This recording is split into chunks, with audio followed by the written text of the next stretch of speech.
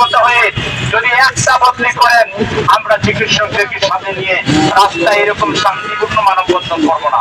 তখন আমরা একটা বিগরাস প্রতিবাদ শুরু করব এবং আপনারা সেই তখন বাধ্য হবেন আপনাদেরকে এই যে দুর্নীতি এবং আপনাদের এই যে বদলি বাণিজ্য, এই যে মানুষ যাতে তারা সাহসী কথা বলতে না পারে, মানুষ যাতে নীরবে আপনাদেরকে মেনে নেয়, এই জন্য সাহসীদেরকে আপনারা ঢাকা থেকে সরাই দিতে চান। আপনারা পেরিফেরিতে পাঠাচ্ছেন, ওগুলো কি বাংলাদেশের বাইরে? ওখান থেকে যেখানে পাঠাচ্ছেন সেখান থেকে মুভমেন্ট শুরু হবে এবং মুভমেন্ট সারা বাংলাদেশ থেকে একত্রিত করে ঢাকায় আমরা বড় ধরনের আন্দোলন করতে বাধ্য হব।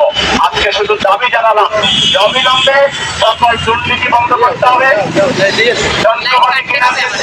নিয়োগের ক্ষেত্রে দক্ষতা, যোগ্যতা, অভিজ্ঞতা, শ্রেষ্ঠতাকে বৃদ্ধাঙ্গুলি দেখিয়ে নিজের দলীয় আজকে প্রশাসনকে পুরা দলীয়করণ করেছে।